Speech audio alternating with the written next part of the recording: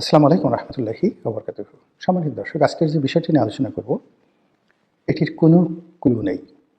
আমার কাছে যদি তথ্য জানতে চান, প্রমাণ চান আমার কাছে, আমি কিছু দিতে পারবো না। অনেকটা আমরা যে উচ্চ মাধ্যমিক স্তরে যুক্তিবিদ্যা পড়তাম, সেই যুক্তিবিদ্যার আলোকে এখন বর্তমানে যে ঘটনাগুলো ঘটছে সেই ঘটনা একটার সঙ্গে অন্যটা মিলিয়ে আপনাদের সামনে উপস্থাপন করব। সেই উপস্থাপনের বিষয়গুলো আপনাদের যদি পছন্দ হয় আলহামদুলিল্লাহ, আর পছন্দ না হলে আসসালামু আলাইকুম। বিষয়গুলো কি? প্রথম বিষয় হলো যে আপনি জানেন যে বাংলাদেশে শেখ হাসিনা সরকারকে উচ্ছেদ করার জন্য, উৎখাত করার জন্য মার্কিন ডিপ স্টেট পলিসি কার্যকর ছিল। এবং সেই ডিপ স্টেট পলিসির যে এশিয়া বিষয়ক প্রধান ব্যক্তি তিনি ছিলেন মিস্টার ডোনাল্ড লু। ডোনাল্ড লুয়ের সঙ্গে ভারতের যে পররাষ্ট্র উপদেষ্টা, নিরাপত্তা উপদেষ্টা মিস্টার অজিত দোভাল, তার বন্ধুত্ব ছিল, দ্বন্দ্ব ছিল, সংঘাত ছিল। বিশেষ করে শেখ হাসিনার বিষয়ে, বাংলাদেশ সরকারের উচ্ছেদের বিষয়ে এখানে মিস্টার ডোনাল্ড লু এবং অজিত দোভাল তার একটা টাগ অফ ওয়ারে ছিল। এবং সেই ওয়ারে শেষ পর্যন্ত ডোনাল্ড লু জয়ী হয়েছেন, অজিত দোভাল পরাজিত হয়েছেন। কিন্তু ঘটনার পর যেটি হয়েছে সেটি হলো মার্কিন যুক্তরাষ্ট্রের সরকারের পতন হয়েছে। মানে ডেমোক্র্যাট সরকারদের পতন হয়েছে এবং মিস্টার জো বাইডেনের পরিবর্তে মিস্টার ডোনাল্ড ট্রাম্প ক্ষমতা আসছেন। তো তিনি ক্ষমতা এসে প্রথম যে কাজটি করেছেন, মিস্টার ডোনাল্ড লুকে তিনি চাকরি থেকে বাদ দিয়ে দিয়েছেন। আর ডোনাল্ড ট্রাম্পের যে দক্ষিণ হস্ত মিস্টার পিটার ডি হাস, তাকে তিনি চাকরিচ্যুত করেছেন। চাকরিচ্যুত করে তিনি যে কাজটি করেছেন সেটি হলো যে এই যে ডিপ স্টেট পলিসি, অর্থাৎ গোপনে গোপনে অন্য রাষ্ট্রের সরকার পরিবর্তন করার জন্য মার্কিন সরকারের যে বিনিয়োগ, এই প্রকল্পটি তিনি বন্ধ করে দিয়েছেন। এর বাইরে ইউএসএইড, তাদের যে প্রতিষ্ঠান রয়েছে, সেই প্রতিষ্ঠানের মাধ্যমে তারা যে সকল এনজিওদেরকে সারা দুনিয়াব্যাপী সাহায্য দেন, সেই সাহায্যগুলোর মধ্যে মানবিক সাহায্য, খাদ্য সাহায্য, এই দুটো প্রকল্প ছাড়া বাকি সবগুলো বন্ধ করে দিয়েছেন, যেন এনজিওরা এই বিদেশি টাকা দিয়ে বিভিন্ন জায়গাতে বিভিন্ন গ্রুপ তৈরি করে তারা যেন সরকারের বিরুদ্ধে খেলাধুলা করতে না পারে। এটা ছিল ডোনাল্ড ট্রাম্পের প্রাথমিক বিজয় বা তার বিজয় পরবর্তী যে সিদ্ধান্ত।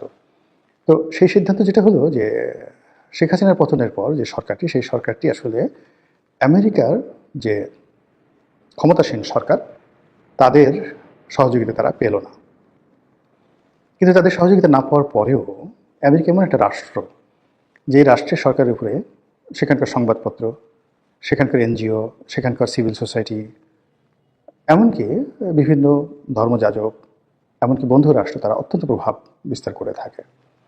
ফলে ওই যে ডিপ স্টেট পলিসিটি বাংলাদেশের ব্যাপারে কাজ করেছিল, যে গ্রুপটি, এই গ্রুপটি তারা কিন্তু নির্বিষ হয়ে যায়নি, নিশ্চিহ্ন হয়ে যায়নি।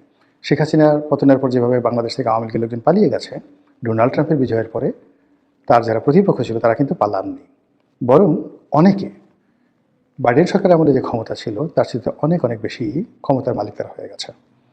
এবং যখন তৃতীয় বিশ্বে এরকম কোনো দুর্ঘটনা তারা ঘটায় ডিপ স্টেটের মাধ্যমে, তো সেই ঘটনার সাথে অয়েল কোম্পানি থাকে, তেল গ্যাস কোম্পানি থাকে, তারপরে শেষে সেই কোম্পানিগুলোর সাথে এনজিও থাকে, বিভিন্ন মাল্টিন্যাশনাল কোম্পানি, বোয়িংয়ের মতো কোম্পানি থাকে।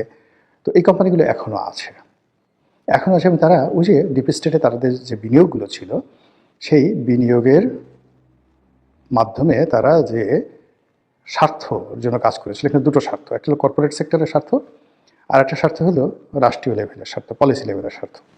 তো কর্পোরেট লেভেলে যে স্বার্থগুলো থাকতে পারে তার মধ্যে হলো মার্কিন বোয়িং কোম্পানি থেকে বিমান কিনতে হবে, মার্কিন যে তেল কোম্পানিগুলো আছে তাদেরকে সমুদ্রে তেল গ্যাস অনুসন্ধান করার সুযোগ দিতে হবে, আমেরিকা থেকে বিভিন্ন কোম্পানি থেকে আপনাকে আমদানি বাড়াতে হবে, আমেরিকান কোম্পানিগুলোর জন্য একটা সুযোগ করে দিতে হবে, ইত্যাদি ইত্যাদি।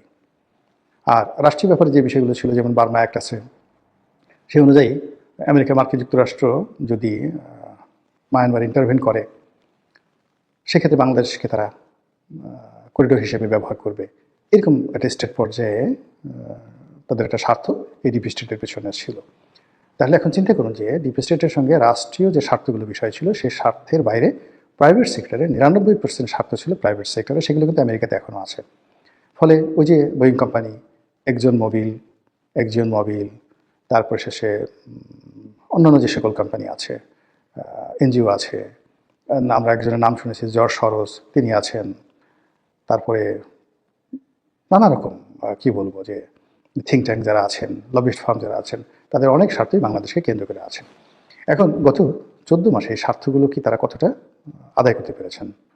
আমরা শুনলাম যে চট্টগ্রাম বন্দর দিয়ে দেওয়া হচ্ছে, ঢাকা বিমানবন্দর দিয়ে দেওয়া হচ্ছে, মানবিক করিডর দিয়ে দেওয়া হচ্ছে, কিন্তু আসলে আলটিমেটলি গত 17 মাসে কোনোটাই সফলভাবে দেয়া যায়নি, সম্ভব হয়নি। একমাত্র ইলন মাস্কের কোম্পানিকে বাংলাদেশে খুব দ্রুত গতিতে ব্যবসা করতে, অর্থাৎ স্টারলিংকে ব্যবসা করতে যে অনুমতি দেওয়ার বিষয়টি ছিল, এটি ডক্টর মোহাম্মদ ইউনূস খুব দ্রুততার সাথে করতে পেরেছেন, এবং এটা বিটুইন ডক্টর মোহাম্মদ ইউনূসের গ্রামীণ ফোন বা ওই তার যে কোম্পানি সেটা এবং স্টারলিংয়ের মধ্যে হওয়ার কারণে এটা খুব দ্রুত হয়েছে। এর বাইরে একটি সিদ্ধান্ত এখন পর্যন্ত বাস্তবায়িত হয়নি পরিপূর্ণভাবে, এবং সবগুলো ঝুলে আছে। ফলে কী হলো, যে পরবর্তী যখন গণতান্ত্রিক সরকার আসবে এর একটাও তারা করতে পারবে না। নির্বাচিত সরকারের অনেকগুলো লিমিটেশন থাকবে, কমিটমেন্ট থাকবে, এবং তারা যে কাজগুলো করবে সেগুলো নিয়ে সংসদে আলোচনা হবে, সংসদের বাইরে আলোচনা হবে, টকশোতে কথাবার্তা হবে, এবং এর ফলে ওই যে পশ্চিমাদের বা ডিপ স্টেট পলিসিদের যে স্বার্থ, সেই স্বার্থটা আসবে না। কিন্তু তারা তো বিনিয়োগ করেছে, একমাত্র আমেরিকাই কত $1 মিলিয়ন বিনিয়োগ করেছে বলে ডোনাল্ড ট্রাম্প বলে দিয়েছে। কিন্তু প্রাইভেট কোম্পানিগুলো যদি আর বেশি বিনিয়োগ করে থাকে, তারা তো এই বিনিয়োগটা মানে জীবনের বিনিময় হলে তারা এই বিনিয়োগ তারা ছাড়বে না। তাহলে তারা কী করবে? তারা বিকল্প, যারা পারছে না তাদের বিকল্প তারা খুঁজবে।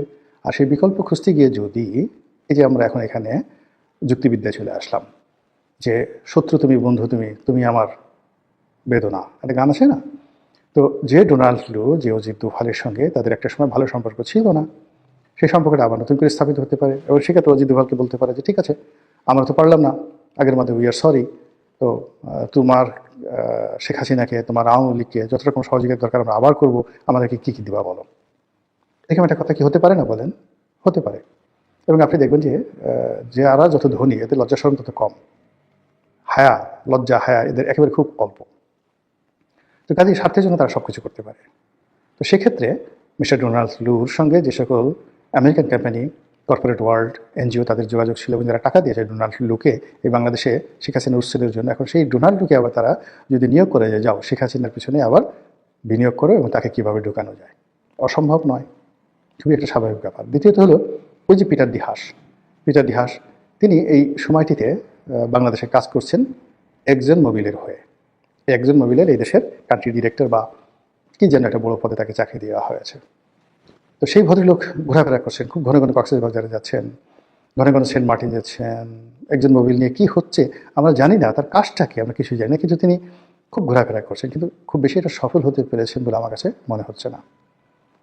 শেখ হাসিনার জমানাতে আমেরিকার সাথে একটা সমঝোতা করার জন্য আওয়ামী লীগ চেষ্টা করেছিল, যে আমাদের যে বহির সমুদ্র, সেই যে তেল গ্যাসের যে অঞ্চলটি, সেই অঞ্চলটি ইজারা দেওয়ার কথাবার্তা প্রায় ফাইনাল হয়ে গেছিল একজন মোবিলের সঙ্গে। এখন সেটা কি গত 17 মাসে শেখ হাসিনা হলে তো এটা একদিনের মধ্যে করে দিত, ইয়েস ডান, একজন মোবিল পাস, যাও কাজ করো। কিন্তু এখন গত 17 মাসে আসলে একজন মোবিল কি কোনো ওয়ার্ক অর্ডার পেয়েছে, কার্যাদেশ পেয়েছে? মিস্টার পিটার ডি হাস এই যে তাকে নিয়োগ দিয়েছে, যারা একজন মোবিল যারা নিয়োগ দিয়েছে, যে তিনি বাংলাদেশে এত বড় একটা কাণ্ড ঘটিয়ে ফেলেছেন, সফল হয়েছেন, শেখ হাসিনাকে উচ্ছেদ করেছেন, কাজেই তিনি 17 মিনিটের মধ্যে সরকারের একটা সিদ্ধান্ত তিনি নিয়ে নেবেন। তিনি কি পেরেছেন? So far my knowledge not yet. এখন পর্যন্ত তিনি সফল হতে পারেননি। ফলে তিনিও যদি ইউ টার্ন দেন, গিয়ে যদি তিনি আবার শেখ হাসিনার সঙ্গে সমঝোতা করেন, আওয়ামী লীগের সঙ্গে সমঝোতা করেন, মানে এটা অসম্ভব কিছু নয়। এটা কেন তিনি তারেক রহমান সাহেবের সাথে কেন করবেন না?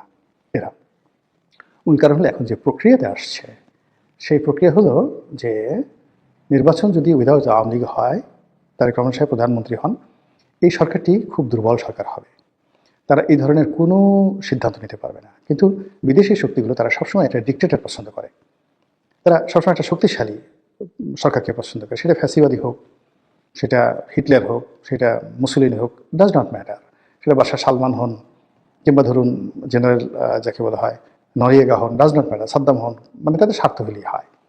এই ইরানের সাথে যে তারা এত কিছু করতেছে মূলত স্বার্থের জন্য, স্বার্থ দিয়ে দিলে ইরান হবে তাদের সবচেয়ে ভালো বন্ধু। জাস্ট ইরান যদি স্যাক্রিফাইস করে যে তারা আমেরিকার সঙ্গে বন্ধুত্ব করবে, এটা 1 ঘন্টার মধ্যে সেই বন্ধুত্ব তাদের হয়ে যেতে পারে। এবং ডোনাল্ড ট্রাম্প ক্ষমতায় এসে কিন্তু সেই ইঙ্গিতটি তিনি দিয়েছিলেন যে ইরানের সঙ্গে তিনি সম্পর্ক উন্নয়ন করতে চান, কিন্তু সেটা ইরান করেনি। তো শেখ হাসিনা যদি ফ্ল্যাকচুয়েট করেন, বা বাংলাদেশে যারা এই গত 17 মাস ধরে এই সরকারের পিছনে ঘুরছে এবং অনেক কিছু আশা করছে, কিন্তু এই সরকার যখন তাদেরকে কোনো বিষয়ই পারফেক্ট কোনো সলিউশন দিতে পারেনি, তখন সেখানে কি হতে পারে? সেখানে এই যে আমি যে একটা কাল্পনিক দৃশ্য আঁকলাম, বা যে ঘটনাগুলো বললাম, যে সমীকরণগুলো আমি আপনাদেরকে মিলানোর চেষ্টা করলাম, সেটি তো হওয়া সম্ভব নয়। আর সেটা যদি সম্ভব হয় তাহলে হবে না কেন? ইফ ইট ইজ পসিবল, তাহলে বলুন যে কেন সেটা হবে না। আর এটা যে করা হচ্ছে না, এ কথাও কিন্তু বুকে হাত দিয়ে কেউ বলতে পারবেন না। মহান আল্লাহ আমাদের সবাইকে হেদায়েত দান করুন এবং হেফাজত করুন। আসসালামু আলাইকুম ওয়া রাহমাতুল্লাহি ওয়া বারাকাতুহু।